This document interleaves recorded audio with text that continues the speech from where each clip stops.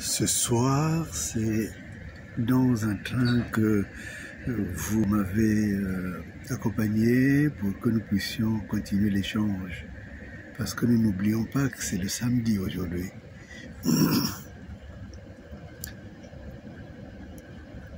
Vous me faites tirer comme du temps de la faculté 3 questions. Et la première question que je tire, c'est la fête de la femme au Congo, le 8 mars. Et je veux vous conter une anecdote.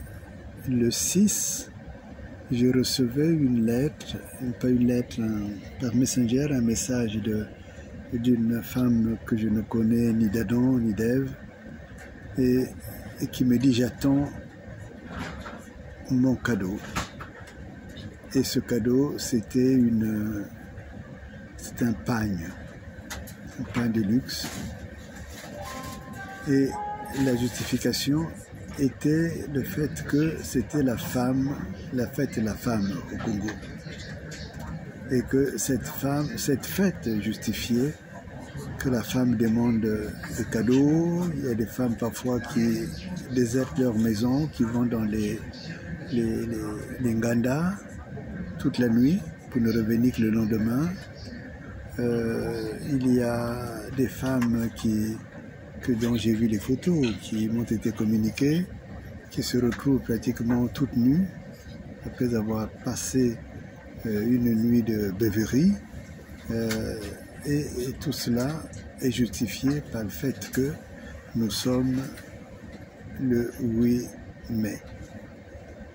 À cette femme qui m'avait envoyé ce message, j'ai répondu, après avoir vérifié son profil, qu'elle vivait en couple.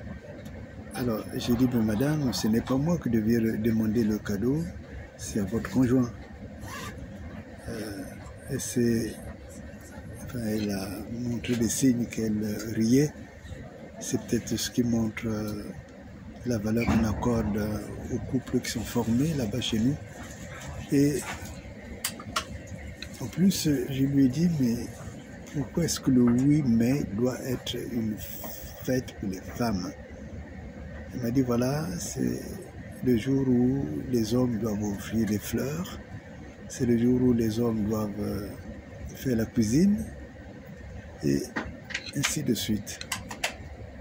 Et je lui ai demandé si elle savait que, à l'origine, la fête du 8 mars avait vu l'assassinat de beaucoup d'ouvrières par leur patron.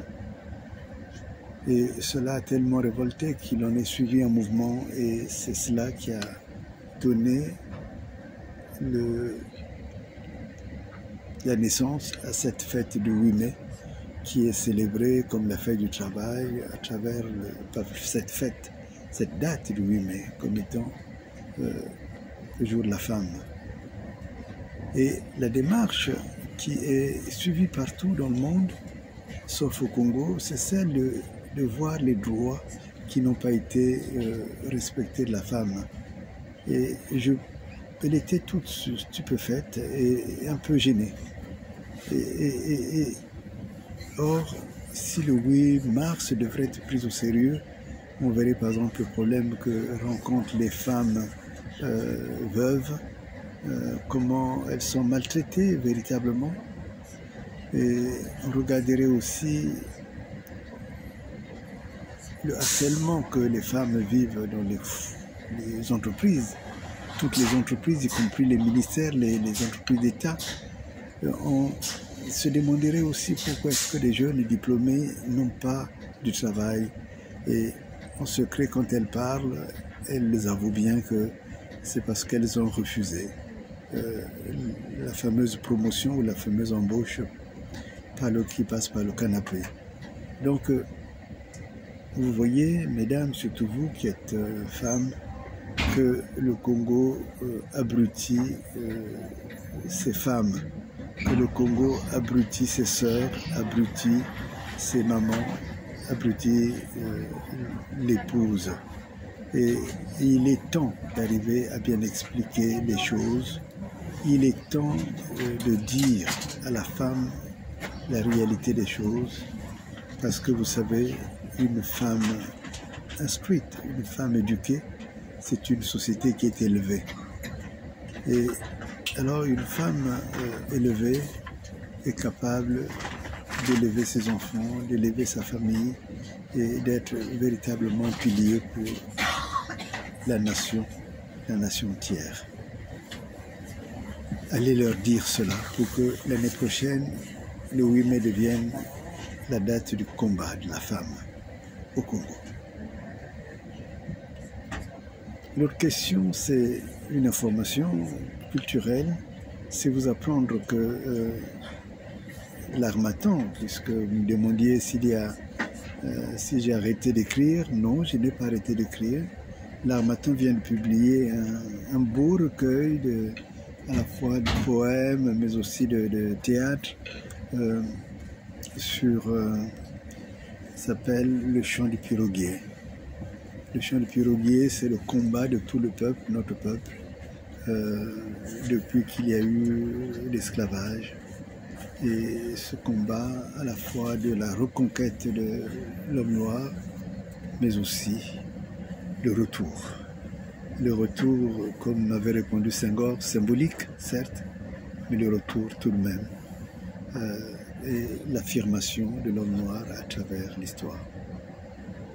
Le dernier, donc je vous invite à le lire, c'est un beau poème, un beau livre. Je l'aime aussi, je l'aime personnellement, je le lis et relis, et j'en ferai une conférence en avril.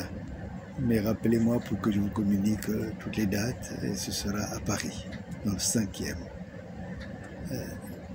Le dernier point, vous le savez ou vous ne le savez pas, que les œuvres qui ont été, disons, chantées depuis les années 60, qui sont tombées dans le domaine public. Et cela est très grave au niveau des rapports des gens, au niveau des droits pour les ayants droit. Et alors la question que je me posais, mais ce n'est encore qu'au niveau d'une question, dans cette année où la rumba a été déclarée du patrimoine mondial par l'UNESCO, je me demandais s'il ne fallait pas mener une action pour réhabiliter, pour faire que dans nos pays au moins, ou tout au moins même dans le combat universel, que comme les Américains se sont battus et obtenus, et ont imposé que leurs œuvres ne tombent jamais dans le domaine public. Et je crois que la rumba, puisque la plupart de ces œuvres chez nous sont des œuvres de la rumba, ne devrait jamais tomber dans le domaine public. Voilà, c'est un chant de combat que je vous livre et moi-même je me sens concerné par ce combat. Le train va démarrer. Au revoir madame, au revoir monsieur. Merci encore.